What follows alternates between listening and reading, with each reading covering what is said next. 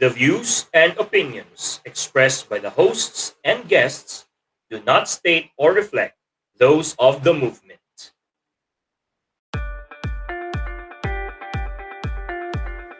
Sa history, marami ang nalilito kung ano ba ang tunay, ano ba ang kwento. Pakinggan natin ang mga dalubhasa. Intindihin ang kasalukuyan sa pag-aaral ng nakaraan. Tayo na't makilahok sa ating talakayan. Ito ang HistoREAL, ang katotohanan sa ating kasaysayan at lipunan.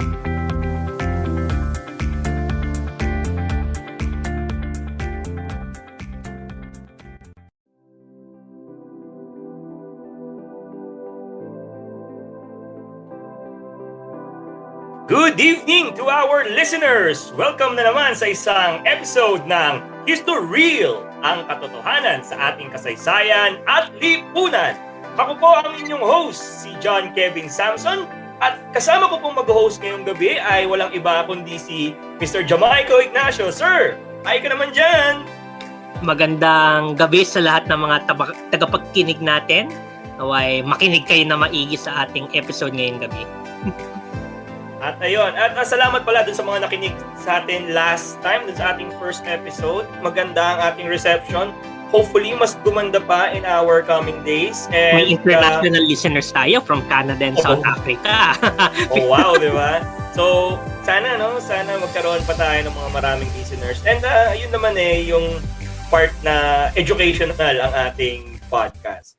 And speaking of educational, so dahil kahapon ay ang People Power 1986 People Power Revolution, ngayong gabi tatalakayin natin ang isa sa mga pinag-uusapan at siguro ang isa sa mga pinakamahalagang bahagi ng ating kasaysayan bilang mga Pilipino.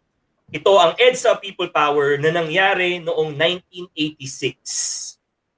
At para tulungan tayo sa pagkilatis ng pangyayari na ito, ang ating bisita para ngayong gabi ay isang social science educator and a social development advocate who has served as youth advocate of the Global Partnership for Education and youth advisory panelist for the UNESCO Regional Unit on Social and Human Sciences in Asia Pacific. Wow!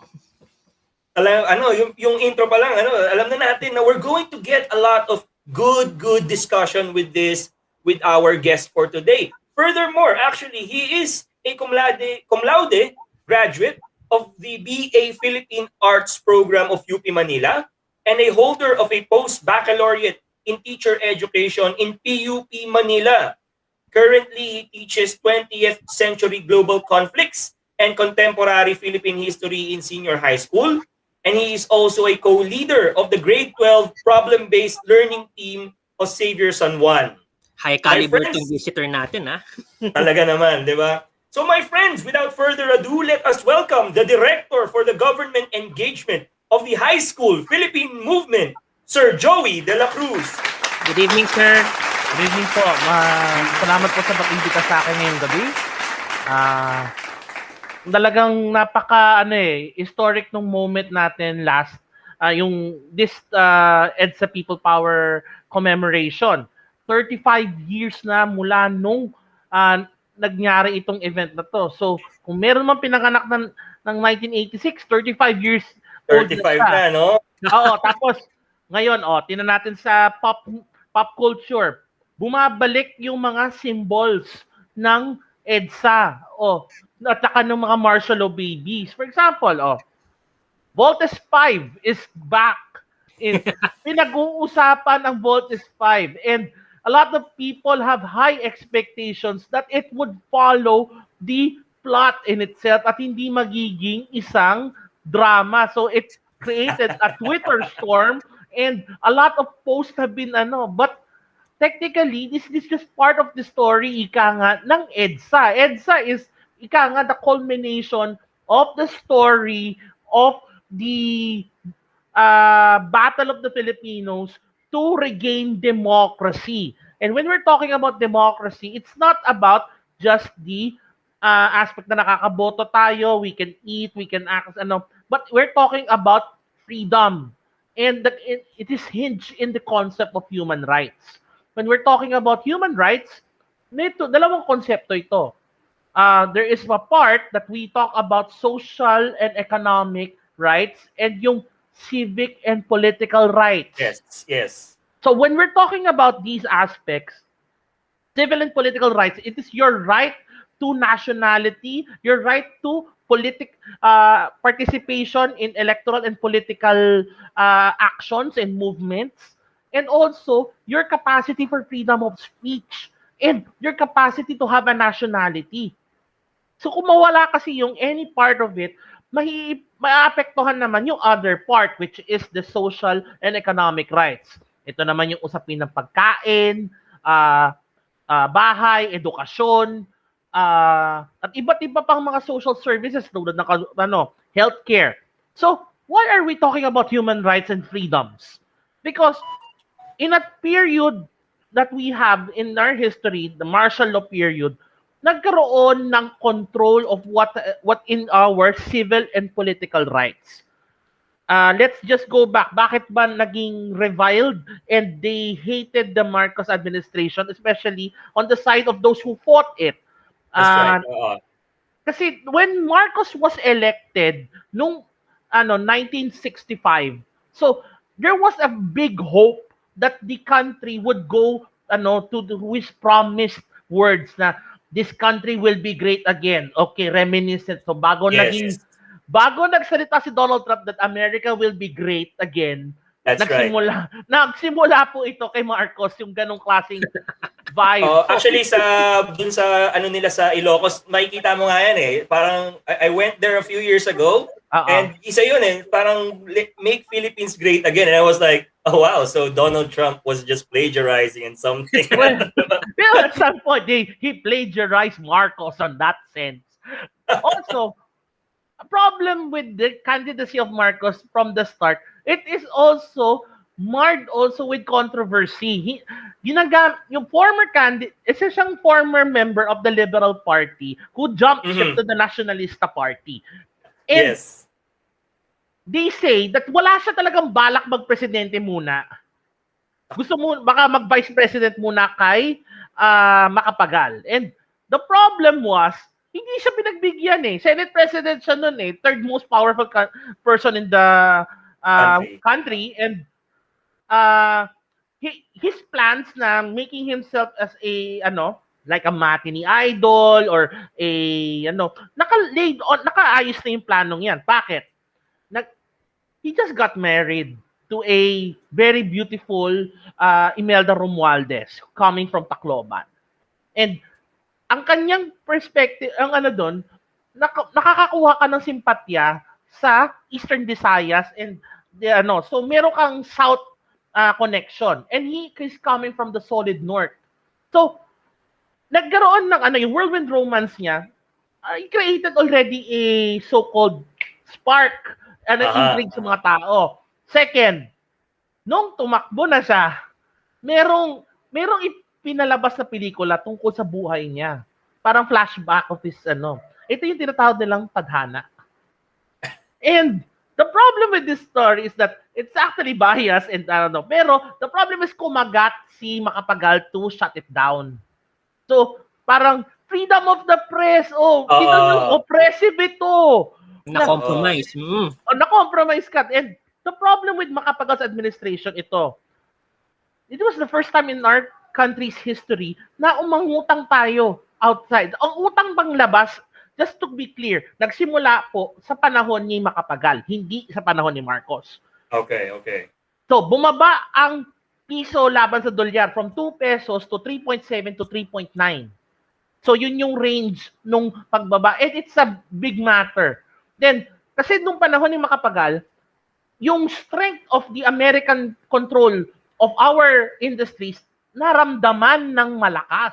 Kasi, pinaigting niya ang parity rights eh. E di siyempre, it was coming from a time na nakaraang administrasyon ni Garcia was Filipino first. So, Hindi syempre ang mga Pilipino, parang tagilid yata tayo dyan. Tapos meron pang scandal ni Harry Stonehill. So, then there are certain groups who supported before the run of this makapagal administration na ay miss talaga sila kasi tinitira sila. Halimbawa, the Lopezes. Okay. Fun fact, before there were enemies, the Lopezes and the Marcoses are actually allies. And we even invited Fernando Lopez to run as VP in his first run. So, the political drama of the Third Republic is just like what we are seeing right now. It's all full of fanfare, meron ding celebrities, merong intriga, merong betrayals. As in, we cannot say that what we are seeing in our political situation right now is exclusively kinreate ni Marcos. That's very wrong to think. So, when he ran, ang issue na unang binato ng Liberal Party, fake medals mo eh. Ginagamit mo yan for for boosting your career. Ang naman, bato naman nila sa makapagal administration, puro palpak kayo in terms of Pero, so, that happened. So, natalo given na gwapo, parang naging projected a gwapo appeal to matalino, tapos may maganda kang asawa, meron kang all the formula of protagonist, meron si Marcos. Sabi nga ni Xiao Chua, parang nga daw sila, reflection ni Kennedy, ni Jacqueline Kennedy at saka ni JFK. So, kaya siya na-elect. But the problem now starts when he got elected. Nagsisimula na yung tinatawag nilang crony capitalism na nagiging paborable unti-unti sa kanyang mga alyado, yung mismong galawan ng gobyerno. And even na-hijack pa nga nila yung yung Nutriban. Nutriban it is not a project of the government. It is the project of USAID na tulong niya sa gobyerno natin. Pero, na-hijack na. Tapos, so the Marcos, is trying to do something that no other presidency has ever done. Have a second term. Yes. President in this, to have a second term on an elected scale. Kasi, tinan nyo Third Republic, from Rojas hanggang Makapagal, wala sa kanilang nakapag-second term. Ang pinakamahabang termino siguro ay yung kay Quirino at saka kay Garcia, because may mamanahin silang mga termino from their predecessors. They were vice presidents becoming presidents. Yes. But in this time, Marcos wanted to full-fledged, I get 2 terms. Wala So, what he did was to actually use the same tactic all over again. Built on the myth that he was a war hero. So yung Tadhana has a part 2 na film. Maharlika ang title. Okay, so kita nyo obsession ni Marcos before was about the aspects of symbolisms. And one thing about symbolisms is that, and nationalistic symbols, these are used by authoritarian leaders. And you're going to look upon yung tinatawag nilang subject in political science, authoritarianism, and totalitarianism. Ginagawa yan ng authoritarian leader to use history, to use culture, to use all the aspects of society that is related to their identity and attach it to become the nation's identity. So, Marcos created another movie, Maharlika. At ito na yung may scandal. And he was involved with a US starlet named Dovie Beans. And when things went south and went sour between the two, Dovie Beans had her press conference and revealed all of the tapes between intimate tapes between her and Marcos, which Imelda talaga they say wala NR siya in public pero galit na galit siya internally, sabi. So these things compounded with other issues hounded the Marcos regime. And take note, lagi niyang pinopost ngayon yung problem ng communism. And yung separatism sa Mindanao. These were issues that were arising. Pero ang nakakapagtaka kasi, in terms of communism, look at the situation. Napatay ni Magsaysay ang communist movement due to two tactics. Charm offensive and the other one is Cywar. Meanwhile, hindi niya nasusolve yung aspeto ng Muslim separatism or the Moro insurgency or the Moro liberation movement. Bakit?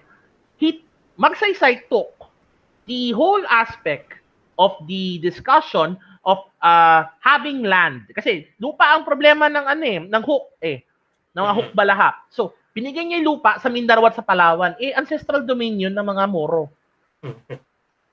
And it compounded, lumalabas na nung kay Marcos, kaya within his time, lumalabas yung tinatawag nilang Mindanao Independence Movement. Kasabay na later on, dahil dun sa Jabida Massacre, yung attempt to take over Sabah through violent means, na-trigger sila Professor Nur Meswari to launch what we call the Moro National Liberation Front. And on the other side naman, nagkaroon na ng split ang Communist Party into two factions. One would be the Lavite faction, the Marxist-Leninist faction, and the other one would be the side of the new Maoist faction, which is headed by the young Jose Maria Sison, who was a instructor in UP and in Lyceum later on, at estudyante niya si President Duterte in college. So just put into context na all of the brain players and the problems of what we are facing right now, merong connection sa nakaraan. Kaya binibigay natin tong yung latag na ito.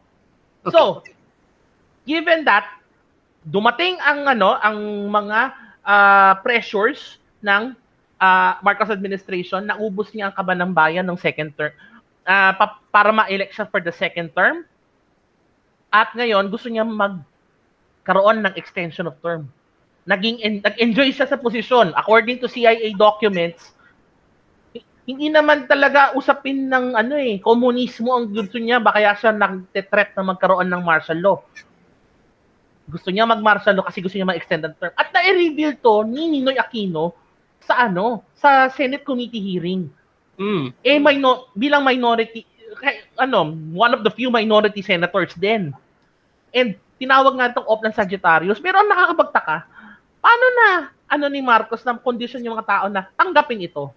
Kasi merong pang ibang factors na dapat tingnan natin. Nung panahon na yon, bukod sa mga maraming rally na nagaganap dahil sa pagkontra sa kanya, moderates and radicals, they wanted to push Marcos na hindi mag-third term. And nangyari nga, even the student leader Edgar Hopson of Ateneo, president of the National Union of Students of the Philippines, had a spat with the president in one of the meetings. And sabi nga niya, can you please write that down on paper? And sabi nga ni President Marcos, how dare you talk to me like that, you son of a grocer? So, may mga ganun ng tension between student leaders, Marcos, and yung mga people is, kumbaga nagko-compound yung sitwasyon. And the issues of corruption are still arising. But there is also yung incident na nagkaroon ng malawakang pagbaha nung mga panahon na yon. Nakwento sa akin ng mga grandparents ko na there was a time na before the declaration of the martial law, nagkaroon ng massive flooding na hindi na di-discuss. So, disasters are also being used as a pretense to pursue law and order. So, kung may mga tanong, halimbawa, ngayon sa panahon ng pandemya na some political commentators are saying that a lot of authoritarian governments have been using the pandemic to secure their political power in Thailand, in Myanmar, and some say in the Philippines. The pattern was not an original idea of these people. It happened before. Philippines has its own experience. So, nung nagkaroon na ng first quarter storm at nagkaroon din ng Diliman Commune, mas lalo tumindi yung sitwasyon. And during those times, according to records, Ferdinand Marcos talked to his defense secretary pa, si Enrile nun. And they were planning to pursue the extent and the limits of the 1935 Constitution. They were studying it. So that was the faked ambush at Wakwak. And later on, that triggered the martial law. Yes. So, when we're talking about the martial law, meron bang dinulot na mabuti ito? Yes, because it also brought technocrats into the government to work on things. But the problem is, meron ding mga masasamang human rights abuses. So, your right to free speech has been curtailed. Yun yung sinasabi ko kanina na human rights component na pag nawala itong mga freedoms sa ito, nakokontrol ka na eh. And your access to services are now being controlled on how are you obedient in the government's steed. And also, at the first years of the martial law, hindi ka pwede lumabas ng bansa. They will not issue you a passport. And later on, in order for you to get a passport, you need to have what? A voter's ID. And why do they want you to have a voter's ID? To compel you to participate in an elections. But the problem is the elections are rigged.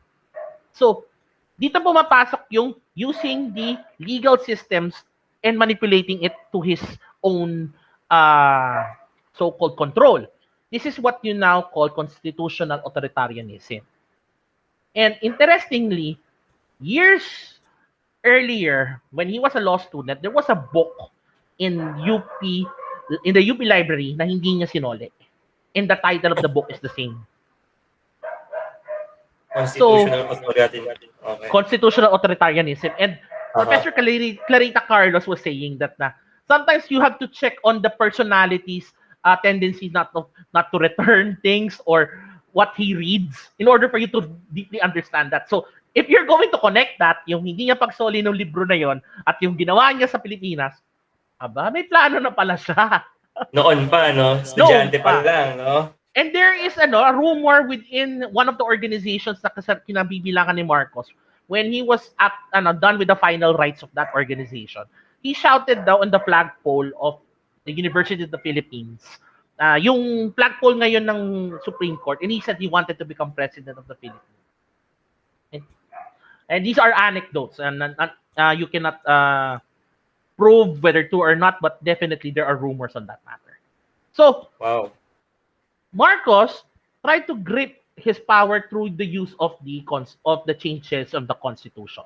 So, nagbuo ang 1973 Constitution at nagkaroon siya ng mga plebisito to retain his lawmaking power when he suspended Congress and he ratified his rule by numerous plebiscites. He was using that power to justify his rule. But then again, hindi ito siyempre lumaban ng mga tao. Iba't ibang mga groups, some of the moderates became very radical. So, for example, when I was talking about Edgar Hopson from a moderate student leader coming from the Ateneo, TOYM, cum laude ng management engineering, he became a member of the Communist Party of the Philippines and took up arms against the government. So, student leaders like Lorena Barros went underground and fought for and you're pushing people to armed revolution basically eh. Akalain mo dati moderates, pero dahil sa sitwasyon napipilitan eh. Ikaw rin yung may kasalanan pala nun. Yes, yun nga yung point na inaano na natin in order for you to remove the issues of poverty and armed revolt, you have to solve the roots on the root causes of poverty, not arms, not weapons. Because if you push a militaristic solution, it will just go back against you. Yun yung ano dun eh. And also, some people went for urban tactics eh. Like, from the soft tactics of noise barrage. So, dun unang nagamit ang noise barrage, yung pagkalampag ng mga kaldero, whistle, and mag-ingay kayo to counter the, Meron ding isa pang taktika, the light a fire brigade movement. Ito medyo terroristic, talagang nagpapasabog sila.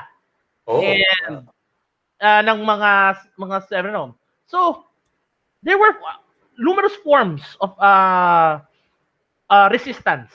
While the Marcoses focused naman on building infrastructures. Meron tinatawag nga silang Oedipus complex.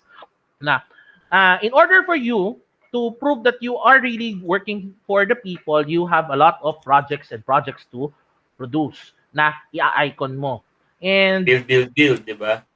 So, kita natin na there is a certain template of certain authoritarian figures na mahilig silang maglagay ng immortalize themselves in history, even change the name of the country, and even shadow author, kunwari, he authored a historical anthology, the Tadhana.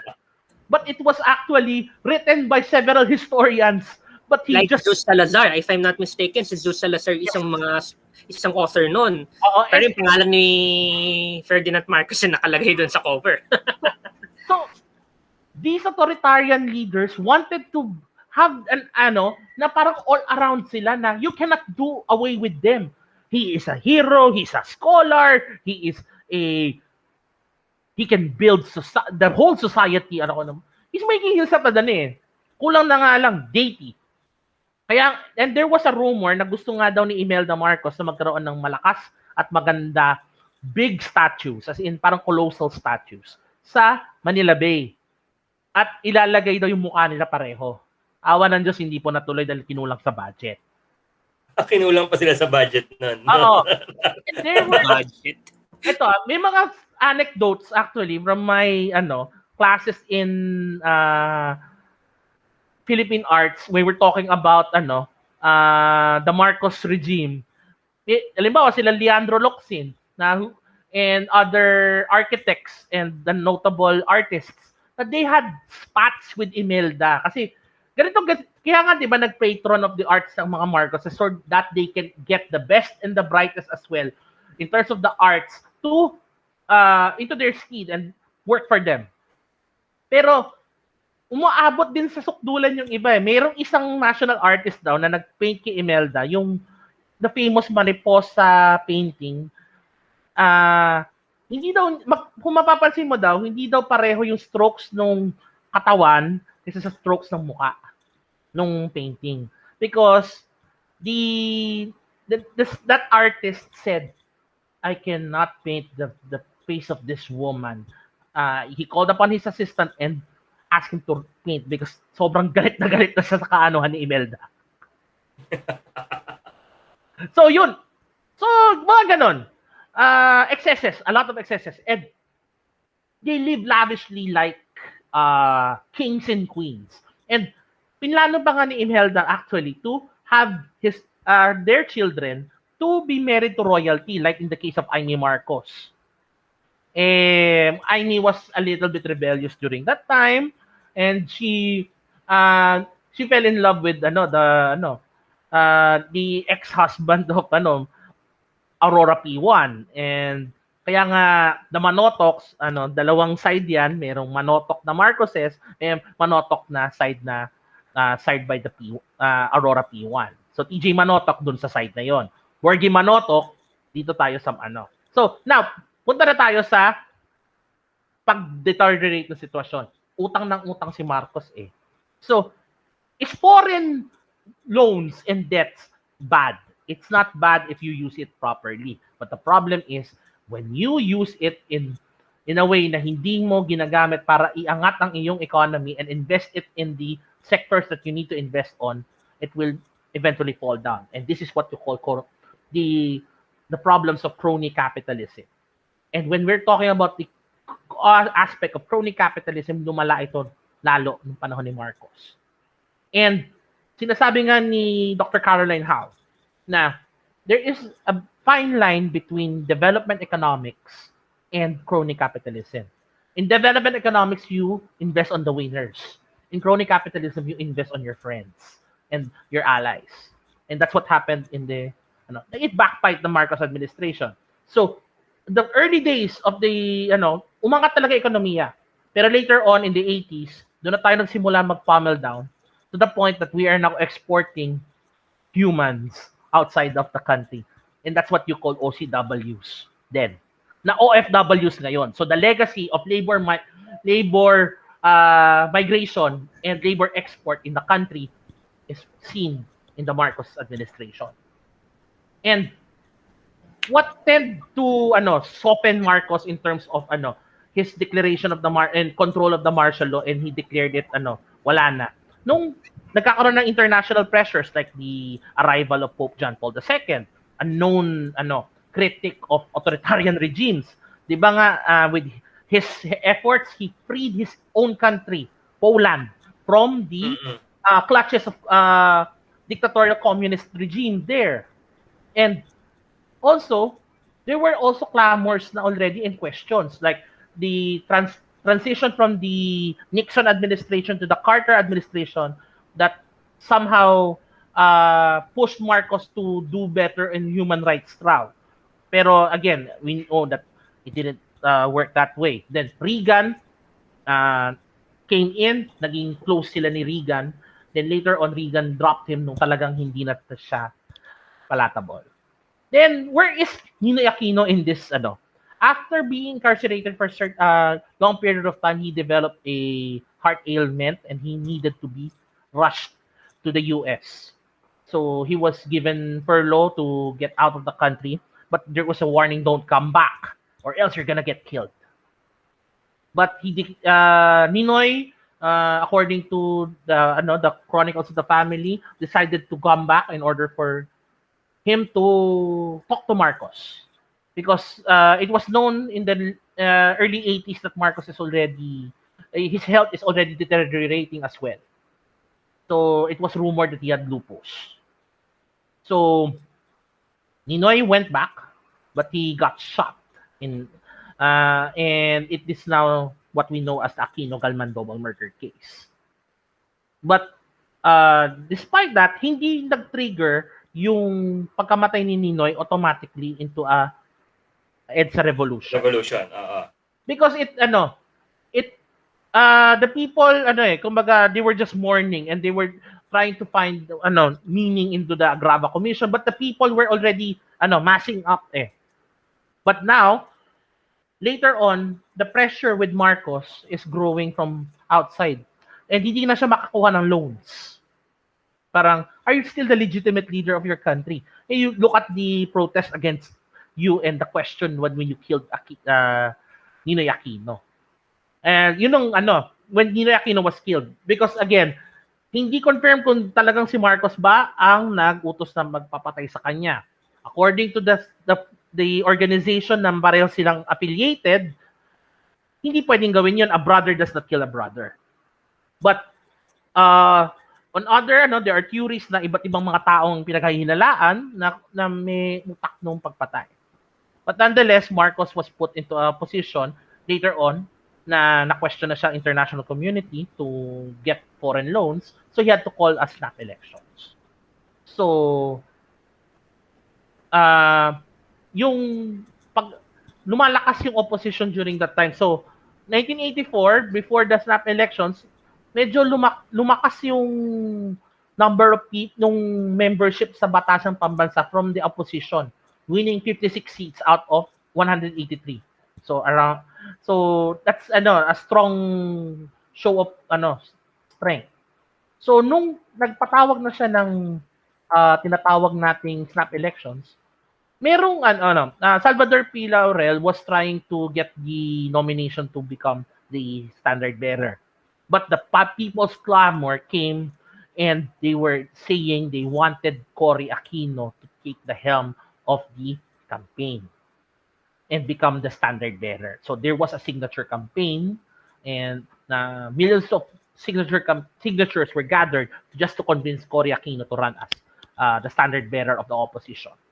So ito na naging labanan. Arturo Tolentino became the vice presidential candidate beside Marcos, while Salvador P. Laurel became the vice president of Cory Aquino. And it became a very tense battle. It was a very sexist yung attacks ng coming from the side of the Marcoses na why do you want to have a housewife as president and an experienced woman to lead this nation? You want to put this nation into ruin. Parang ganun yung argument ng ibang ni Marcos. Ang sagot naman ni Cory, yes, I am inexperienced. I am inexperienced of corruption like you, Mr. Marcos. And these videos were actually played in ABC in the United States at the night of the elections. Ganun ka bloody yung campaign. So, here comes the voting. So, counting of the votes.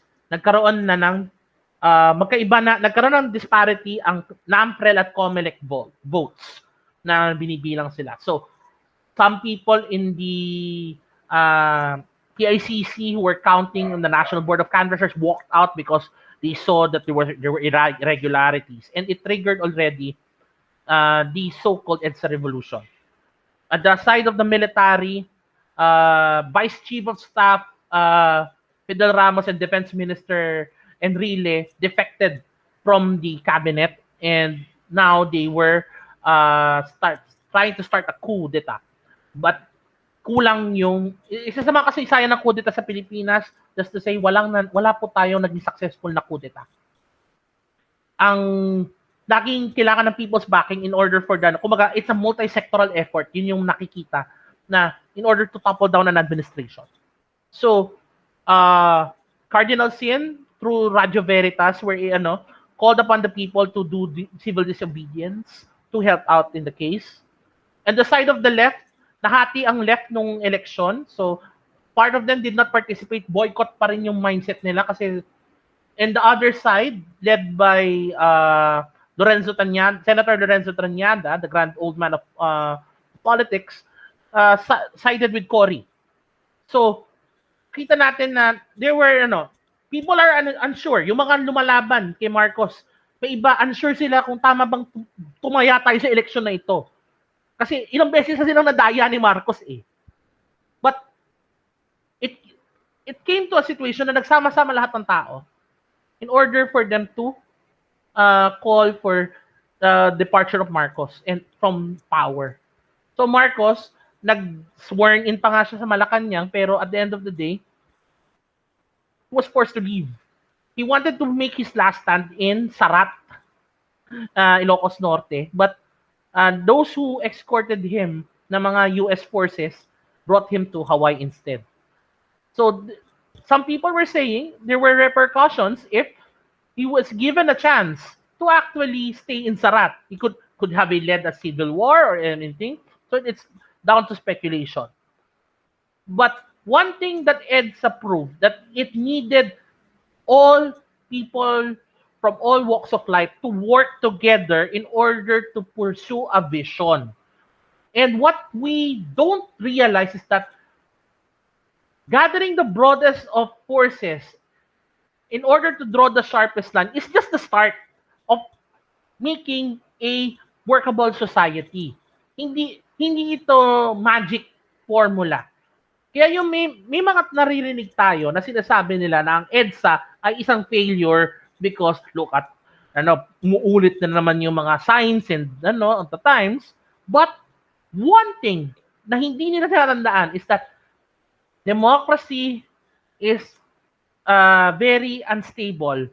It has its defects, but the only way to safeguard it is when people participate. Hindi yung iiwanan mo siya. Hindi yan rice cooker na instant mo, then maluluto na yan. Para ka nagluluto ng masarap na ulam. Pag nagkamali ka at pabayaan mo, masusunog yun. O kung mali ka ng pagluluto, hilaw yun. So, We cannot partake on a banquet that we cannot even work on to cook into. And we have to work together if we want to have a very delicious banquet to share. And that's the lesson of EDSA. We cannot in any way let democracy fail because of bahala na eh. Sila na meron yun. Matalino naman yan eh. Magaling naman yan magsalita. Sila na lang yan. Hindi. We have to work together. And that's the myth that these politicians sasabihin nila na magtiwala lang kayo sa amin. Let me, people's participation includes the right to dissent, the right to criticize. Because kung sa eskwelahan, constructive criticism is very important for a child to understand their mistakes and write better in their essays. What more in our governance? So, yun naman po. Alright, no? So maraming salamat, Sir Joey. Talagang very insightful yung inyong discussion. Very In fact, enriching. talaga, and we saw na the revolution is not just something that came out of nowhere na parang instant nga na sinasabi, no? It has its causes. In fact, we even went back to the time of President Diosdado Macapagal, no, na paano yung mga flaws nung administration na yun led to Marcos, which led to the flaws of Marcos, leading to the 1986 People Power Revolution. And you were able to show us the relevance in our present time na hindi pwedeng sila lang ang nagtatrabaho na parang kaya na nila yan, Yes. na sila lang yung pwede, sila lang yung may kakayahan. And yes, these flaws are what the authoritarians, the dictators use to attack democracy, no? Alam nila na baka hindi mag-participate yung mga tao pagka ganito. Alam nila na mahina yung part na to ng society, and that's what they attack, no? That's what they prey on, ika nga. Very very insightful discussion, no, Sir Joey. Talagang kita natin na it was a long history. Mahaba yung pinagmulan niya, malalim yung kanyang ugat, yung kanyang source kung bakit nag-lead tayo dito sa People Power Revolution. So, siguro at this point, let us just have a little break. So, para sa ating mga tagapakinig, magbabalik po ang HistoREAL, ang katotohanan sa ating kasaysayan at lipunan.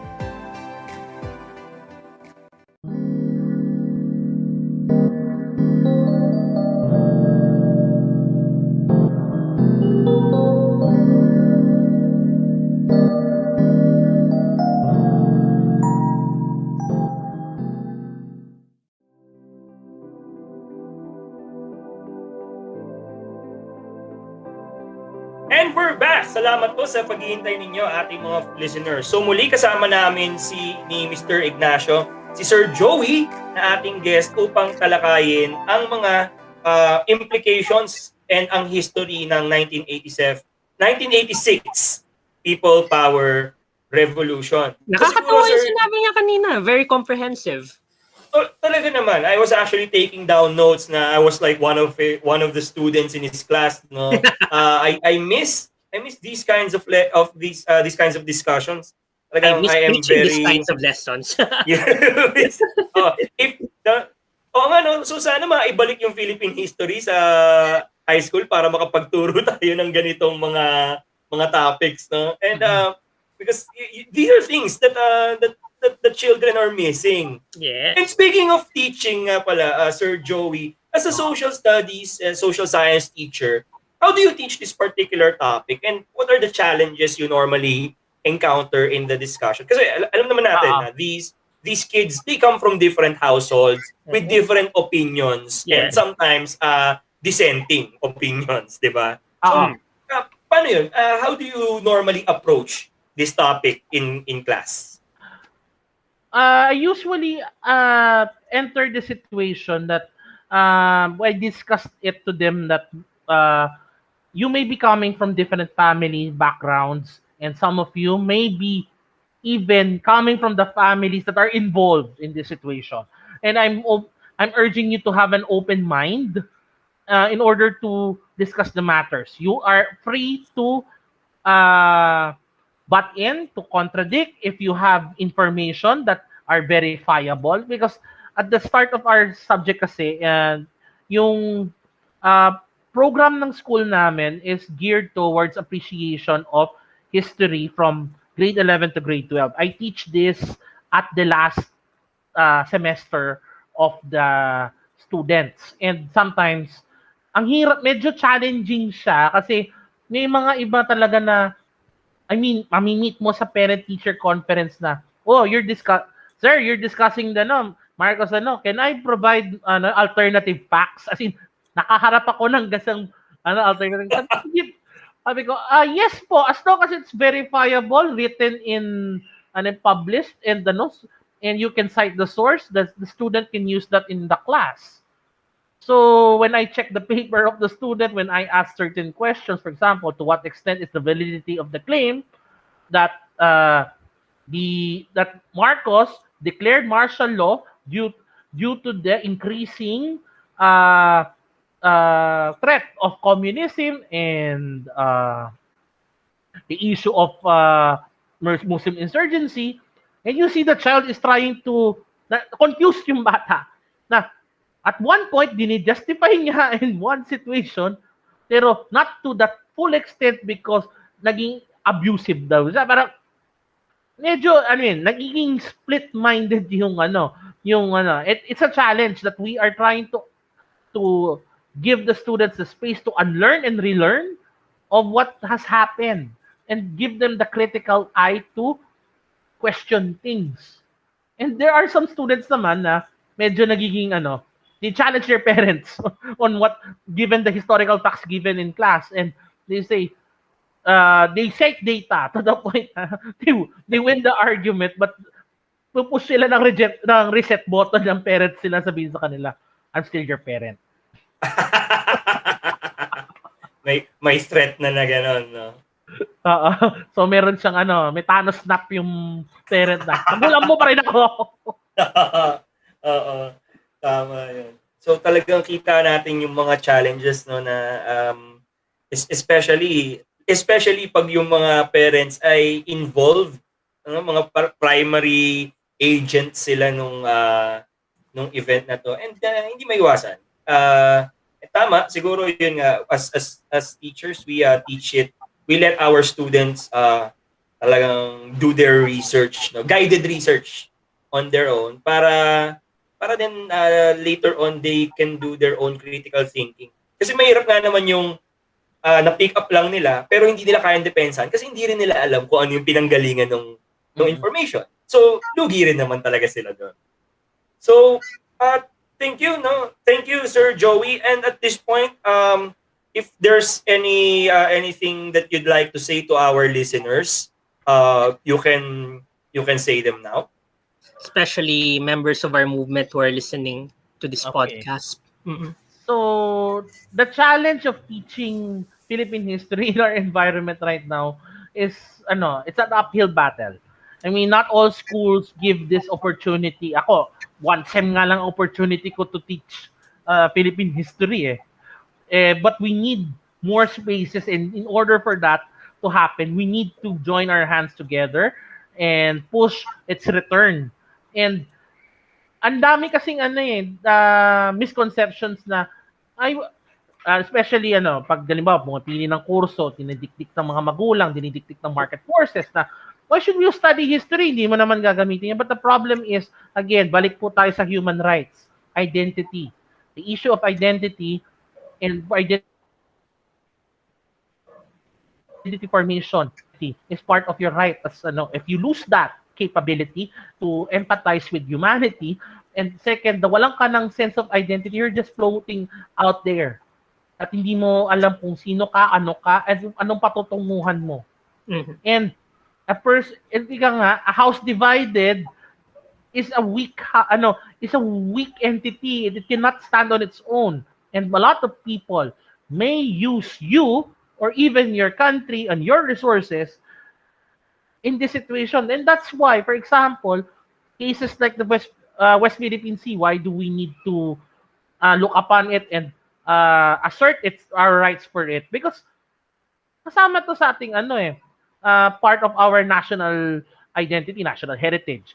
Or cases of Sabah, we have to question whether are we really correct in claiming it, or are we just nationalistic na for fad, na gusto kong kunin natin ang Sabah, pero nare-realize ba natin may tao sa Sabah? Hindi naman nila piniling maging Pilipino. May iba nga dyan, hindi rin piniling maging Malaysian eh. So, we have to be very critical of our stances. And in order to have that, we need to have history back. I mean, affirmative action from the government. We have to push government to do that, or else we are facing a generation that does not have any idea of what is really happening, and we are facing developing leaders who are clueless of what has happened and repeating the same mistakes all over again. Thank you very much, Sir Joey, sa inyong wrap-up. And that's right, no? One of our human rights, isa sa ating mga karapatan ay ang karapatan sa ating pagkakakilanlan, to our identity. Yes. And history is part of our identity. And you're right that we are breeding, or should I say, developing leaders and a generation who do not have knowledge about their history, and without it, they don't have knowledge of their identity. And how do you expect them to lead and develop this country to the future if they don't know where they're coming from, the past? Yes.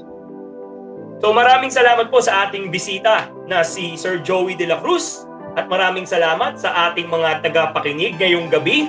Sana po ay marami tayong natutunan ngayong gabi sa episode na ito. Abangan po ninyo ang susunod na episode.